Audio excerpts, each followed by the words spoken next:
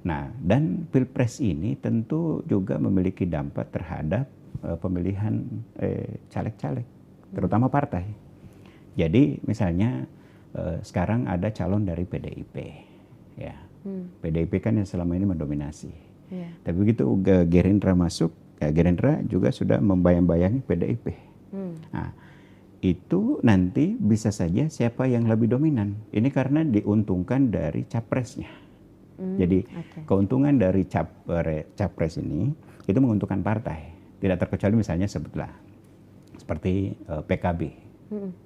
PKB sekalipun posisi wakil, tetapi ekor jas dari Pilpres ini berdampak terhadap perolehan suara partai PKB.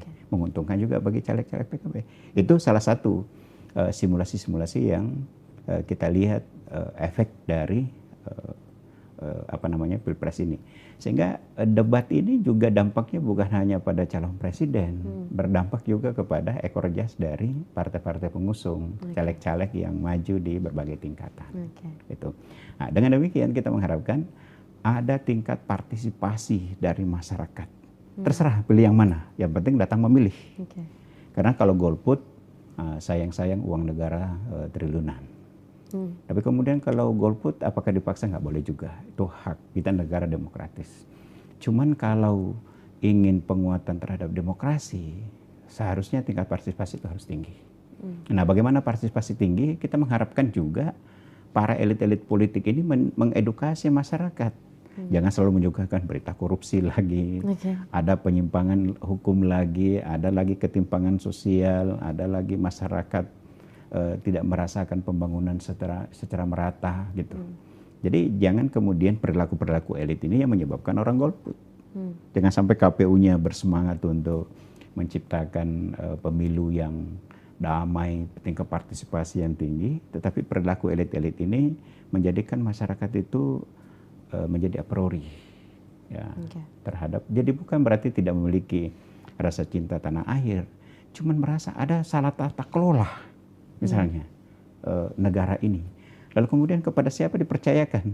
Rasanya belum ada yang saya percayakan. Bisa saja ada alasan orang golput seperti itu.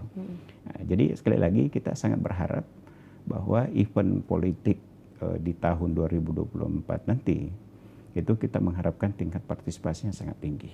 Ditambah lagi mengharapkan pemilu damai, tidak ada kecurangan, tidak ada kekerasan. Nah, kecurangan-kecurangan itu bisa saja terjadi. Karenanya kita minta elemen-elemen tertentu itu independen. TNI, kepolisian, KPU, plus negara. Negara itu harus menjadi wadah yang mewadahi seluruh kontestan. Ya, tanpa berpihak. Jadi kekuasaan tidak boleh masuk dalam melahirkan kekuasaan baru. Karena nanti ada nepotisme di situ. Ada menggunakan alat-alat negara untuk pemenangan kandidat tertentu, itu kan bagian dari kecurangan-kecurangan. Jangan kemudian menyalahkan masyarakat golput karena masyarakat tidak menerima pola yang dibangun oleh pemerintah misalnya. Jadi kita mengharapkan KPU, pemerintah, elemen-elemen tertentu, ASN, TNI, kepolisian, dan elemen-elemen lainnya itu benar-benar menjaga netralitas supaya ini pertarungan sehat. Karena siapapun yang memimpin, ya negara yang mau dipimpin Indonesia ini, gitu.